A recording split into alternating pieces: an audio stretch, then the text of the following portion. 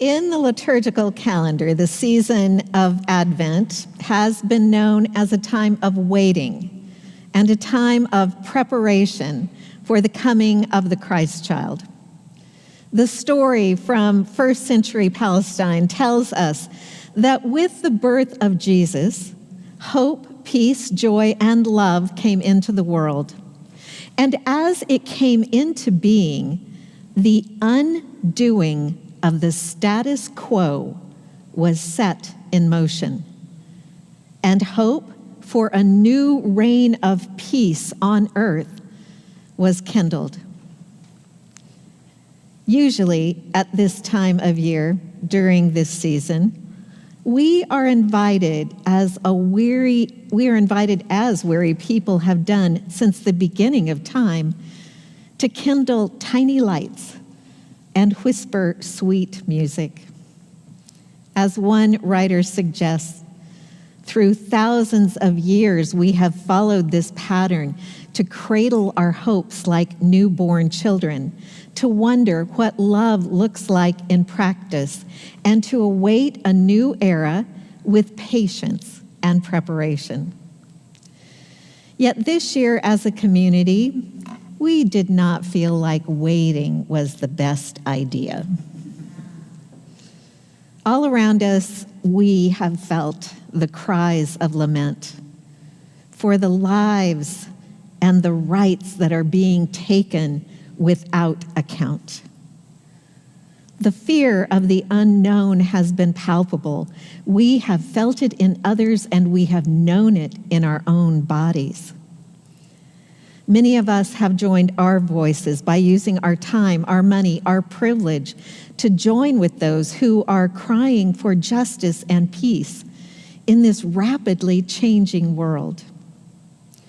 And while it would have been so easy in this Advent season to sit in our own fear and despair and anger, we decided the best path was to bring Christmas closer to us. So these last 3 Sundays of Advent we have shared together have carried their own small miracles. Miracles that have reminded us when we make ourselves available to the holy, when we value community and being together, when we invite other people to belong to us in this place we call home, comfort and even joy are in fact possible. Barbara Brown Taylor reminds us that one of the hazards of having heard the Christmas story over and over again is that we all know how it turns out. No surprises. So we forget the original conflicts, and we also forget the original joy. We forget how this remarkable story brought hope to a world absolutely torn apart. No matter what age we are living in, this story can remind us that we have always had the opportunity to be brave. And in being brave, we can let love lead the way. The setting for this story from the Gospels occurred in a time when there wasn't a great deal of good news, rather like the time we're living in. Yet our reading this morning, credited to Mary, who will become the mother of Jesus, is a prayer of joy. It is a prayer of joy and justice in the midst of an unknowing. Mary delivered this prayer as she came to not only accept or acquiesce to that which was to come, she rejoiced as she understood and interpreted the news and the future. For many years now, I have grown more uncomfortable with the idea of the mild and meek Mary. This young woman who, against all odds in the midst of a world falling apart, took on the courage of a warrior to protect the child she would bear, would not have been a wallflower.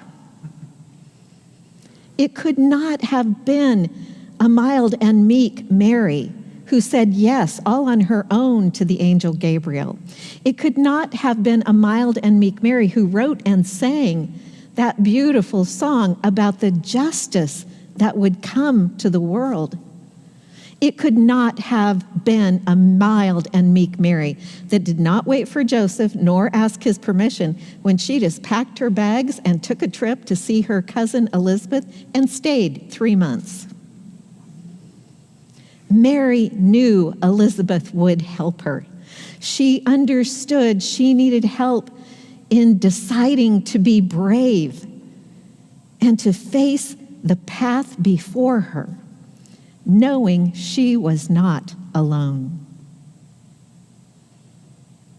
It was vital for Mary to find and claim the strength that resided in her DNA, because there was a lot in store for her and for her child. She was, after all, a pregnant, unmarried teenager, living in a time more dire than we can even begin to imagine. Yet she summoned the courage she needed. Yes, she would become a homeless parent. Yes, a wicked king would try to murder her child. Yes, her family had to run for their lives. And yes, even in the midst of all of this, she would find a way to raise a child who would not only understand the power of love, but would start a revolution to ensure the possibility of this love changing the world. I realized this week, perhaps for the first time, what a badass Mary must have been. And honestly, I don't think I've ever felt closer to her. Of course, by admitting all of that, I may get excommunicated. But thankfully, in the United Church of Christ, we do not excommunicate people. At least I think we don't. Against all the odds, Mary rejoiced, even when there seemed to be little reason. And Mary did not just rejoice for herself, but she rejoiced for the whole world, because she somehow knew the presence of Jesus could make a difference for all of us, no matter what our circumstances.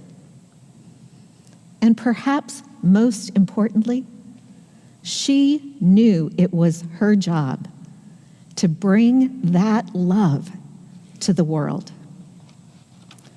Father Charleston writes, "Sometimes in the midst of this troubled world of ours, we forget that love is all around us. We imagine the worst in people and we withdraw into our own shells." But he asks us to try this simple test. Stand still, he says, in any crowded place and watch the people around you. Within a very short time, he says, we will begin to see love, and we will see it over and over. A young mother talking to her child, a couple laughing together as they walk by, an older man holding the door for a stranger. Small signs of love are everywhere. And the more we look, the more we will see. Love is literally everywhere. We are surrounded by love. The instinct to care is deep within all of us. So much so that we can see it clearly just by standing still. And yes, Love Actually must be Father Stephen's favorite Christmas movie, I think. I heard this week that love is medicine. You too may have seen the reel from Dr. Mark Hyman in recent days.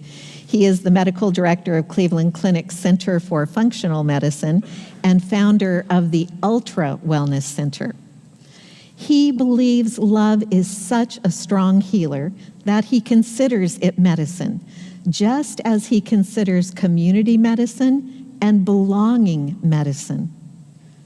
His work has shown how deep connections and relationships can literally change our genes' expression. Admittedly, it does sound a little woo-woo. So we can either decide he is a total wacko, or we can experiment with sociogenomics.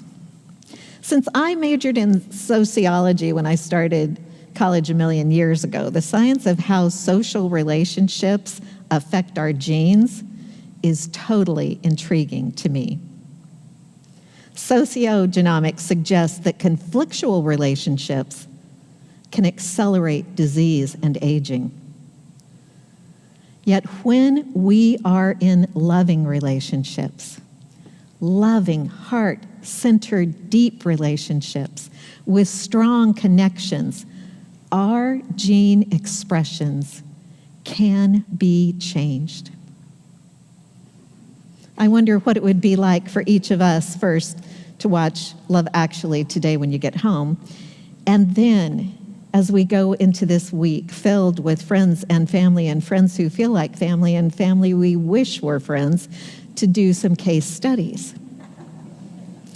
Case studies on sociogenomics with the hope of changing ourselves and our world. This time of Advent has been a season of endings and beginnings.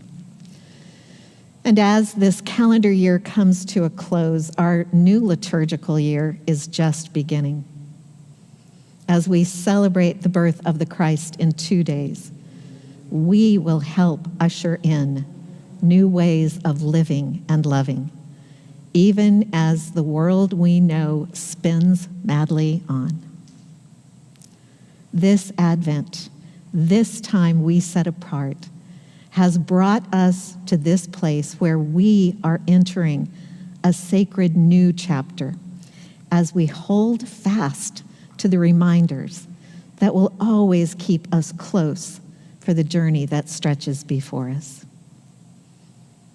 As we journey through this new season of life that is as ancient as the stars and as new as creation, may we find words of belonging and hope and peace and joy.